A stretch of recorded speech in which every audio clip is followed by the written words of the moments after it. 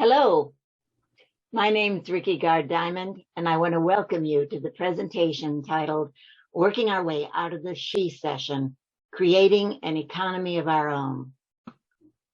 Thank you so much for finding time in your life, and thank you to our partners, the Women's International League for Peace and Freedom, for inviting us here to meet you. WILPF has been connecting human rights and economic justice to the quest for peace since 1915. An economy of our own began only last year and would never have gotten this far without WILPF's vigorous support, especially your Issues Committee, Women, Money, and Democracy, headed by Marybeth Gardam, who's on our advisory board. She and I are going to come out from behind this wizard's curtain along with Carmen Rios soon to answer questions and talk with you. But you're wondering, why did WILPF partner with a feminist economic organization? Well, both our organizations see the way a ruthless capitalism grows more ruthless to the benefit of a few, whose wealth is made only of paper and often of fraud. We could measure our nation's success by how well we lift everyone up, but only if we organize to show how and demand it. That takes education in a realm that some women find boring or intimidating. We're determined to change that. So let's start.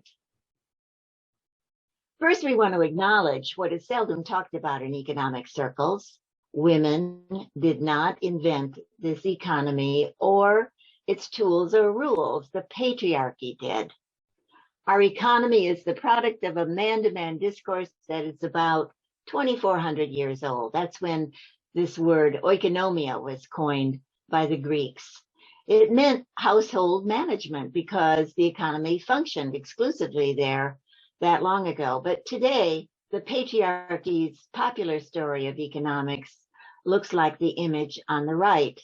There are no women anywhere in money's evolution, at least as some men tell it. Here is a bigger gendered story. Consider these three stages in Homo sapiens' economy. Paleolithic Venus of Willendorf was carved with stone tools from a woolly mammoth tusk 30,000 years ago during the Ice Age. So apparently we were important. Neolithic Ceres holding a sheaf of wheat here was goddess to the Romans. As the climate warmed up 12,000 years ago, women began planting seeds. And here is modern liberty. Not even 250 years ago, the colony's richest men declared independence from King George while holding slaves, killing natives, and marrying women under whose rights and property became his under common law.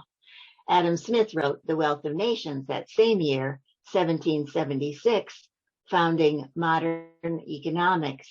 100 years later, and all women had gotten for their trouble was this statue. Now, consider women's economic contributions. Women first twisted fibers into thread and cordage, wove carrier bags for babies and gathering food, invented looms with stone weights for weaving cloth. Imagine the Ice Age without that technology. This is an outdoor oven. Women's agriculture led to her firing clay pottery to store surplus food and bake bread about 8,000 years ago. The patriarchy's wars date back only 5,000 years, and I find that something of a comfort. Oikonomia, even younger. Very recent is men's industrial revolution, fueled by burning coal and oil. This labor-saving circular saw was invented by Tabitha Babbitt, who attached it to her spinning wheel. By then, men had mechanized women's textiles and were cooking food in tin cans, getting rich by transforming female producers into what they called consumers. The key takeaway here: women were the first property. our reproductive powers and labor controlled by force, law, religion, and custom as wives, concubines, and slaves, the past 5,000 years were the foundation of every so-called civilization and its wealth. Rape and control of women's bodies is still weaponized and used to devalue us. Wives, concubines, and slaves competing for male-controlled survival cast a long shadow. Let's think about recent history. This is a picture of world-famous contralto singer Marian Anderson in 1939, giving a famous concert at the Lincoln Memorial.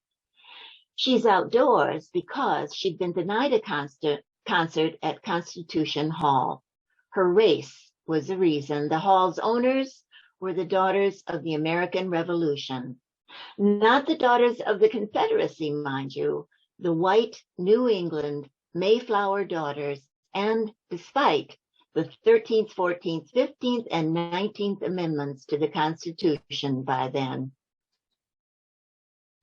Now citizens, no longer property, women's hard-won rights remain intersectional. Systemic racism carried a cost to us women. Divided, our voting rights are a question today, and so is our right to choose motherhood or not. We need to confront our whole history. First, women, black and white, won education that had been denied them, but the property rights we later won were white. Racial division separated women to the advantage of the patriarchy. So why do I say that? Well, this image is from my lifetime, the 60s, very, very recent. You've seen this world on Mad Men. It still appears to be the ideal of evangelicals and the Republican Party. No self-respecting Black woman, Latina, or lesbian would put up with this, and neither did any of the women who began the second wave of feminism. And yet, systemic sexism and systemic racism still divide and conquer, and here's what I mean. First, white women gained rights to vote as citizens, but because she didn't support her darker-skinned sisters, it took another 45 years for them to vote. And now today, after so much progress for so many, we're all threatened with losing hard-won rights, including our new economic status. Here is the latest census figures on wealth by racial group. Now, wealth isn't just our paychecks, it's our property. This is family wealth, not individual income. So can you guess which amounts apply to white, Latina, and Black households? Yes, white families have 10 times the wealth of Black families, nearly that of brown Latina families. When we allow ourselves to be divided like this, who wins? Not women, not most of us. None of these numbers is very large in the big picture of millionaires, billionaires, and now trillions in budgets. If you think we've outgrown that man at ease in this picture, take a look at this guy. We haven't. He's still with us. This is Blaise Bernays, a character that cartoonist Pico Todd and I invented for my book, Screwnomics, How the Economy Works Against Women in Real Ways to Make Lasting Change. Screwnomics is my word for economan's unspoken but widely applied economic theory, I guess, that women should always work for less or even better for free. It's like he believes women are still his property somehow. Economics, banking, and money remains a man's world, and the bigger the pile of money, the fewer women you're going to see. Women won the right to open a bank account without their father or their husband co-signing with them in 1974. Yes, that recent. And today they work in banks, they might even manage a bank, but money still speaks in a male voice. The rules and tools remain his. Look at New York stock market's trading floor and Wall Street. Yes, Janet Yellen became the 15th head of the Federal Reserve in 2014 and now heads the Treasury. But is it progress or camouflage? I wonder. Our present world of money is still owned by men of a particular race, a particular class, a particular Ivy League education that assumes his right to profit no matter who pays. His bro world and his backroom enterprises are sometimes criminal, but he rarely pays a price. If he crashes the economy, he and Janet are going to survive nicely. You and I won't be so lucky. Now, your father or son or brother might work in this money world, and he's not the economan I'm talking about in Screwnomics, because economan is a mythical ideal that you and the men you love need to be wary of, because he's not good for any of us. Like new corporations today, he's a charming, narcissistic sociopath. Now, back in 1929, the British writer Virginia Woolf advised a younger woman writer what she needed to think her own thoughts and find her own voice. She needed an income and a room of her own. It became a famous feminist essay. So tired of decades of talk about pay equity, I founded an educational nonprofit alliance of women economic activists with a similar idea.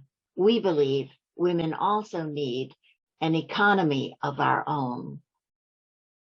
The patriarchy's economy competes in constant war. Its winners require a great many losers. It's wrong-headed thinking. As I said, I'm not an economist. Trained in language and literature, I studied economan's words. I wrote Screwnomics and won some awards and medals from the National Newspapers Association and the Indie Book Publishers for women's issues and investigative reporting. They cited my unusual sources, but they weren't unusual. They were women who rejected injustice and business as usual.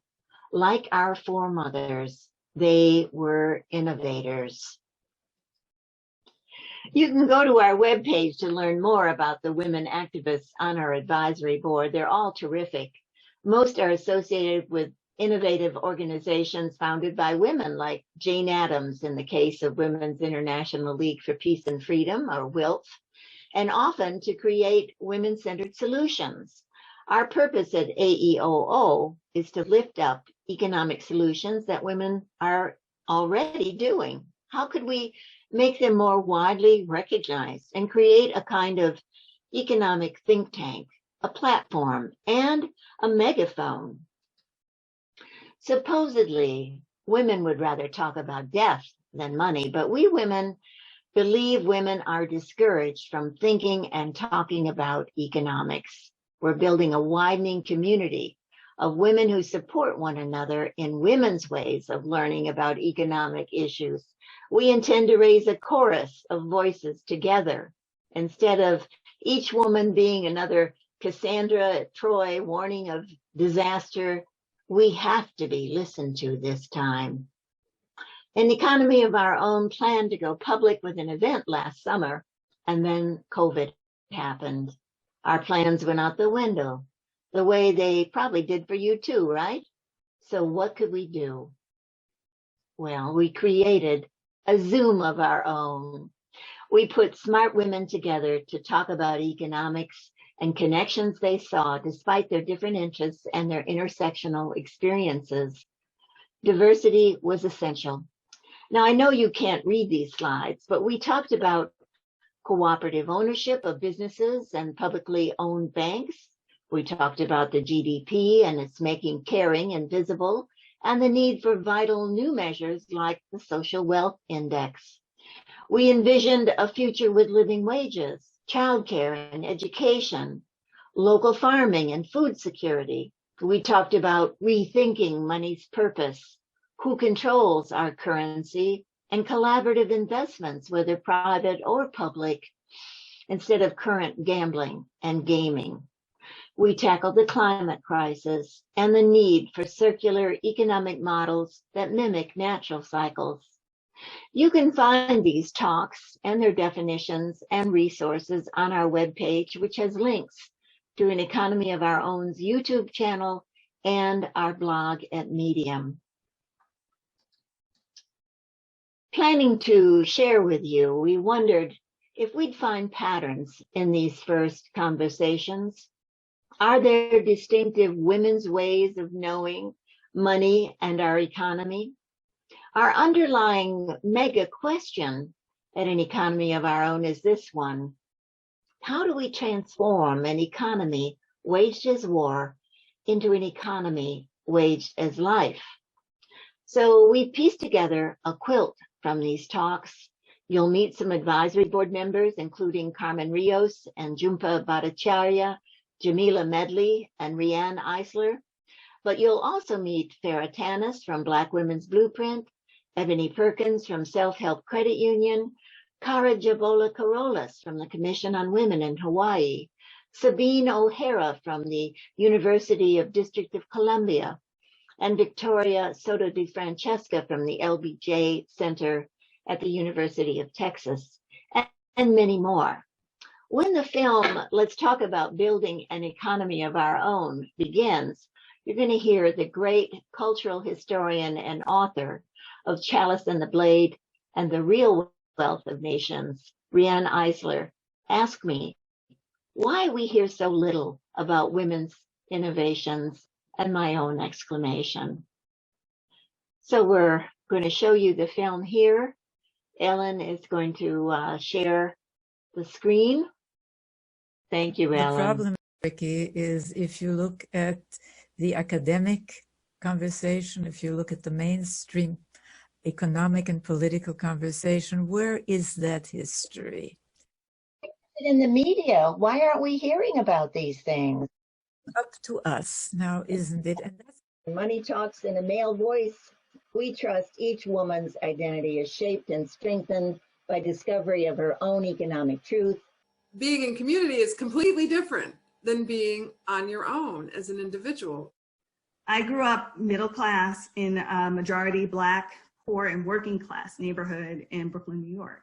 And my church home was one that embraced liberation theology and exercised it through cooperative economic activities related, as I remember them, to real estate. My grandmother sent a very clear message that in order to take care of myself, I had to be able to provide for myself and to provide for my families. I was only in elementary school when these things were happening, but I remember keenly seeing significant life transitions happen for my friends that were moving from public housing projects to single family homes through this understanding that pooling resources can lift us all up. It goes all the way back to my great-grandmother, a woman who passed before my existence, but I've heard the stories and know of her and her caregiving work and how that transformed into my grandmother and it transferred into my mother. So, you know, I was always told, you're not going to do this work. You're going to go to school, you're going to do something else. And they were just so adamant about it because it was totally unappreciated and underpaid work. The more I looked at how unresilient our healthcare system is, the more I realized that that economics was behind that. And it was like, what are we spending our money on? What are we putting our trust in financially? There's a lot of interesting shifts that are taking place in reshaping how we think about food, our relationship to food, and the support for farmers, especially related to small regional farmers. And a lot of them are impacted by a lack of childcare as well. So there's a lot of ties back between women in the workplace, especially related to our food system. What really drew me to this work was I was pregnant when Trump was elected. I was a parent of that premature infant at the first Women's March. And that just made a huge impact on me, seeing the anger all around me compared with the isolation that I was feeling at home. It really made me think, like, how am I living my values? We look at solidarity economy and we go back to sort of the traditions that many of us, know that we come from, right? The traditions that many of us have either come to this country with, or that have been sort of like, that our ancestors and our families have been steeped in, but that we forget because we have to fit into a particular style of economic justice.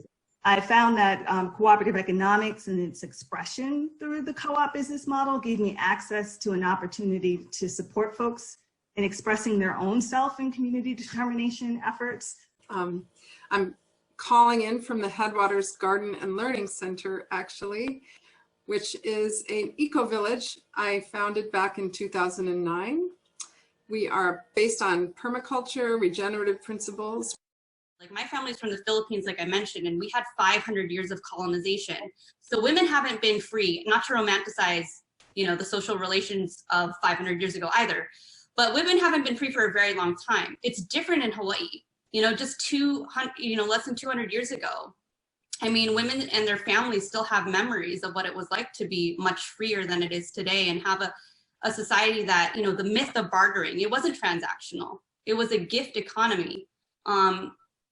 And it was about community care.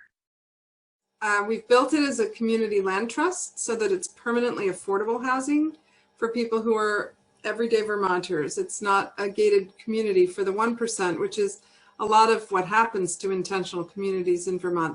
People are fed up. And when people think about the economy that they want, I bet it's more fair. I bet it's more just. I bet it's probably more democratic.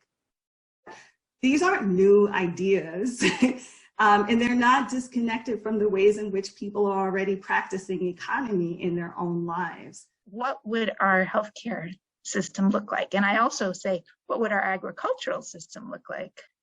If science hadn't been concentrated in this way, if it had also been developed over time by Indigenous people, by women, by Black and Brown people, by working class people. And I say we don't know, but one thing we do know is not like this.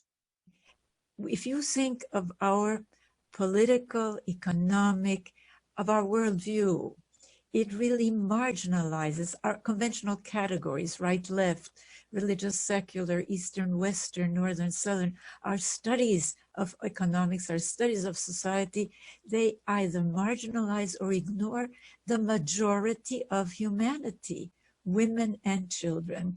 That is crazy, and we need to stand reality right side up.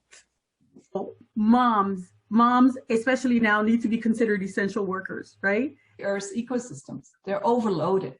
We've overloaded them. And so now we're reaping the results of not understanding that economics is not only about sources, about resources feeding the economy, but it's also about things, absorbing the leftovers. Where do they get processed? How do you even start to think about self-sufficiency when you're dealing with intergenerational trauma and when there are no resources to heal from that, so that we can flourish and so that we can be at the table, so that we can have a voice and actually achieve, all of these amazing things that we're expected to achieve, that, we're said that we are owed in this country of liberty and freedom, etc. Think capacities are exhausted and people and overloaded, right? And it's women who have historically, they've contributed that work. If you don't get fed, if you don't sleep, if you don't get loved, where's your productivity going to come from to go to work the next day?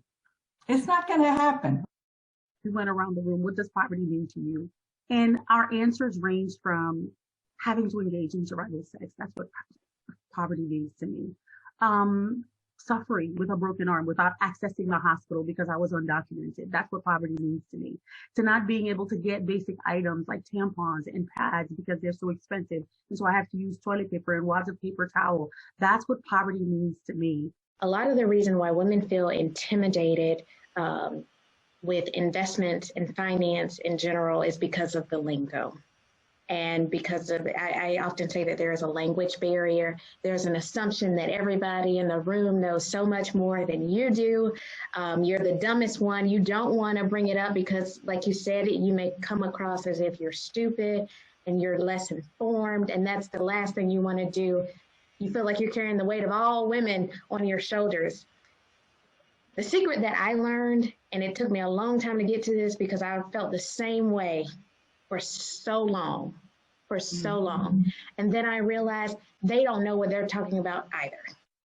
I really come to this not as an expert on public banking or cooperatives, but as an expert in really understanding that the way our economy is set up right now simply was not built to uplift women, in particularly Black women. So I'm bringing an intersectional lens into this discussion, and that we need to come up with alternative solutions, and not even just, I mean, I love this frame of an economy of our own, but I'd also like to push us further to say that the economy writ large, which we have control over, right? The economy is made from rules that we put out there. It's not its own natural thing, right? We control the economy. We are the economy. What I learned is how much privilege I have and how much more care work people are doing than I am, and with how much less help.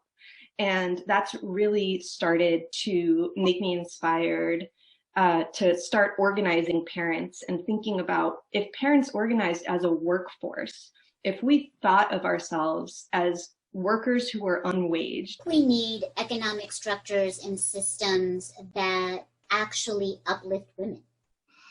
The carbon cycle that regulates our climate isn't just about fossil fuels and CO2. The carbon cycle is the unfolding of creation itself. It involves every living thing in the past, present, and future, from the tiniest organisms at the bottom of the ocean to our heartbeats. Any real solutions, therefore, will have to include all the aspects. On the one hand, that may seem like a daunting task, but on the other hand, it means that any lasting solution is likely to help solve the whole thing. Our work really centers around looking at wealth as the economic North Star, because, you know, there's income. Income is a part of your wealth, and we think wealth is a North Star because wealth, while we're living in a capitalist society, is what affords you power, right? It's what affords you dignity. It's what allows choice.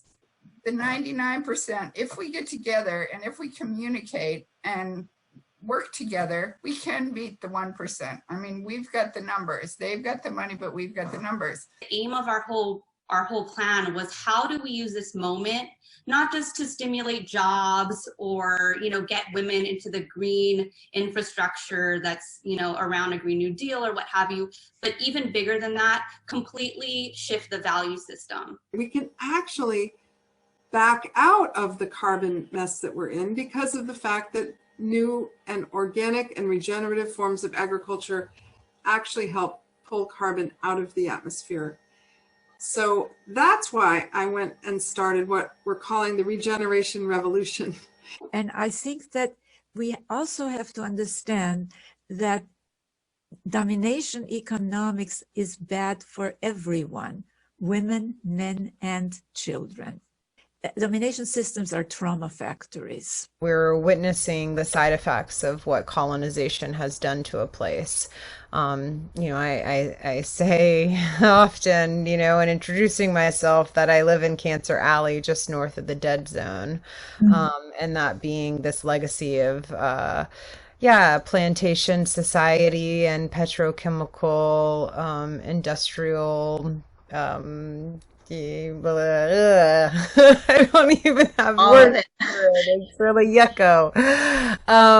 But I'm really super excited and honored in spite of all the darkness. Women are organizing around an analysis of feminism that's decolonial and that is rooted in a completely different value system. It's really a legacy of liberation, right? And a legacy of looking at the world differently and living differently and ensuring safety, dignity, economic security, et cetera, all the things we know we want. Deep in our gut, we know we want it. But looking at the world through the female lens, if you will, is one of the key ways, I think, to address some of the real serious problems we've got. If we're going to think about the future, it doesn't need to be just about addressing the problems. It needs to be, what is that focus? What are the values that we want to see moving forward, and really getting to those, not just fixating on where the problems and where it's broken. We know that the traditional financial systems, so traditional banks in particular, right, are continuously finding ways to extract wealth from people of color and women in America. So it's really intriguing to me to have alternative systems, again, and design them and implement them in a way that actually centers Black women, because that is the polar opposite of what we have right now. My definition of leadership is someone who's working to make things go well around them, whether their efforts are recognized or not. So the second part of that question is where and how are women leading in the project, whether their work is recognized or not.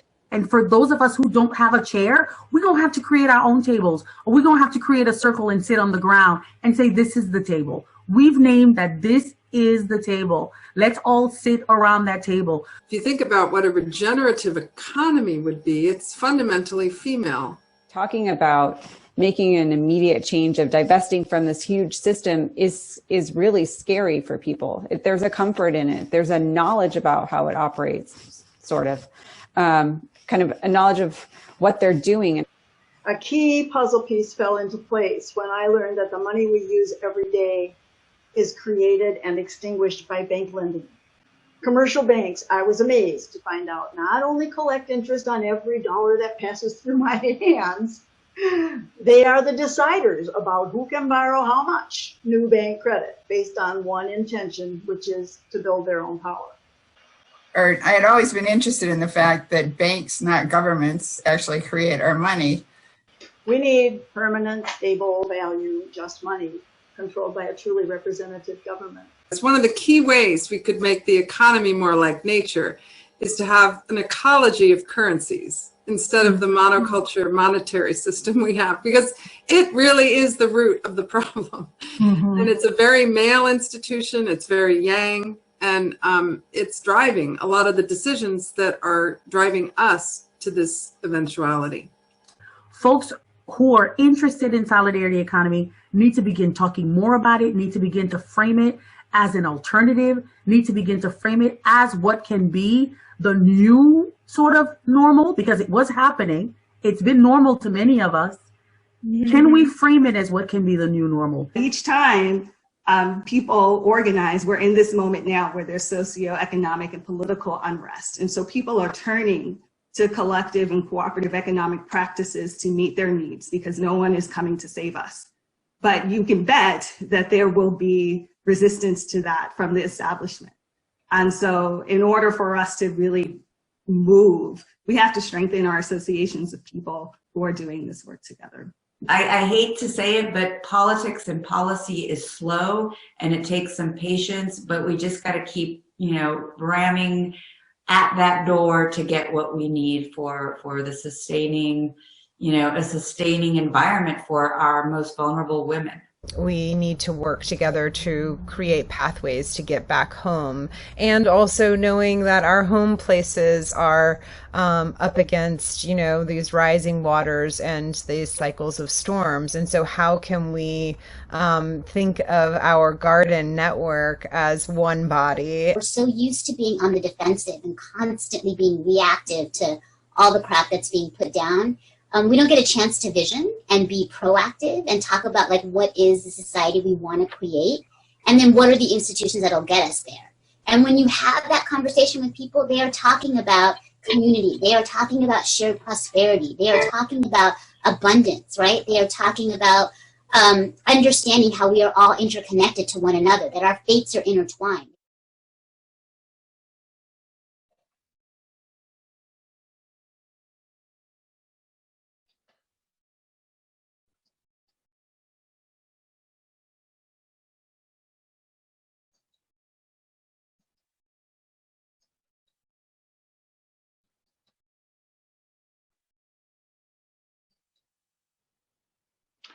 I hope you noticed what we saw.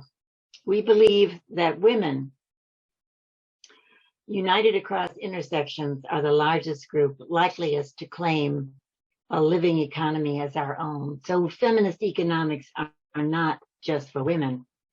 We'll be continuing Zoom of our own conversations, and we'd love to hear from you about women you've noticed and admire, solutions you care about, and economic topics you'd like to understand better. Because while feminist economics are good for all of us, our mission is focused on empowering you, which is why we're working with our partners and experienced activists to develop what we're calling learning circles, more in-depth women's study groups on subjects we only introduced in our Zooms.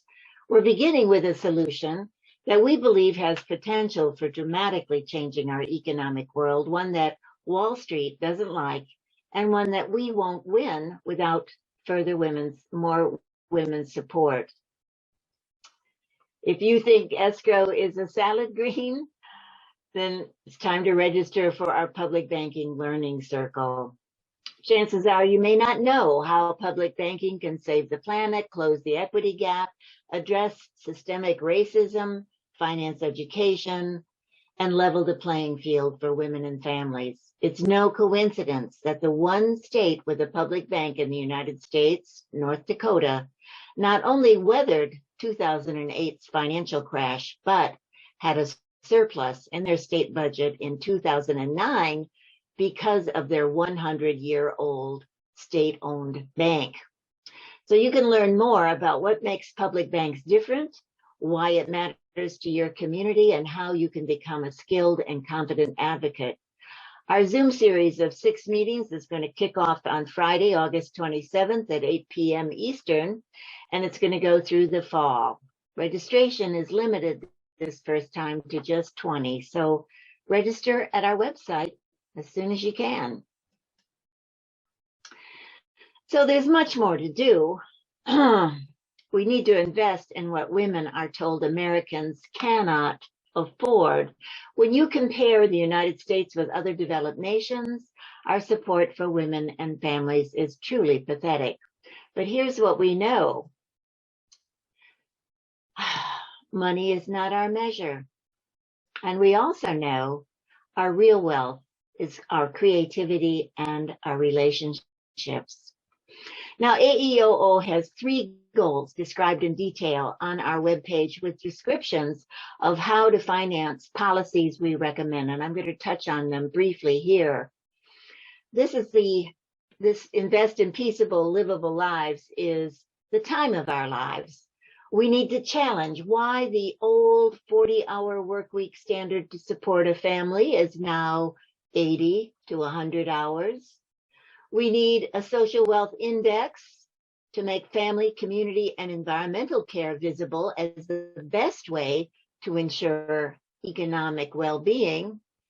We need pay equity, a $15 minimum wage, but why stop there? We want a 30-hour work week standard for 40 hours pay. Now, if that sounds crazy to you, Iceland is already experimenting, and no coincidence, they've had many female prime ministers and many female legislators. Technology has increased our efficiency, as it always has, and this digital technology should grant us not just billionaires, but ample family leave time and universal vacations for our rest and our renewal.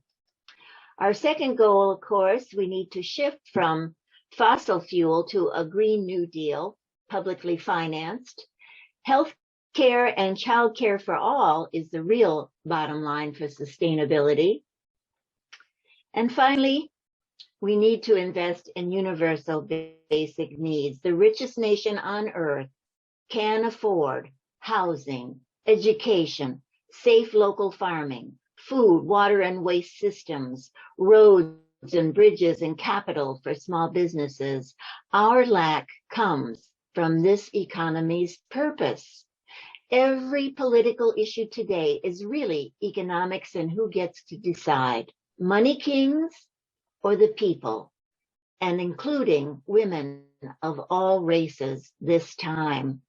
While we are waging life on Main Street, for our health and our happiness, Wall Street is still waging economic war for global domination. That's a fool's goal. With our forests burning, our seas rising, and a deadly virus mutating. Crashing economics bro culture, women are delivering macroeconomic policies for fair trade, fair taxes, debt-free currencies, and an end to corporate personhood with a bought and paid for political system. You can learn more about all this on our webpage, and those of our partners, their organizations, link there too. Now, if all of this sounds too hard, I want you to remember the energy and the excitement of that amazing 2017 Women's March all across the nation and the ones that followed. Each of us really need only take our own small steps to make it a movement. Remember too, the female that all of us depend on, our Mother Earth. She needs rights and protection against violence too. Yeah, so in Women We Trust, and there's another asterisk here, and it's for the men who love us. We know there are many of you, yet too many still find it hard to respect women's leadership, women's voices, and women's ways of knowing, especially in the world of money. Women's leadership is and must be different and as innovative and all in as our foremothers, first twisting fibers together, or first planting seeds, or reinventing what has been cast aside as old-fashioned. We need something fast and circular to cut through old ways of thinking about money and livelihoods and each other. So please join our movement. Stay in touch. There's lots of ways to do that. Our webpage, our social media, our newsletter, our giving circle. You can register for a Zoom of your own or a learning circle and send us your suggestions. Thanks again for this time to share with you.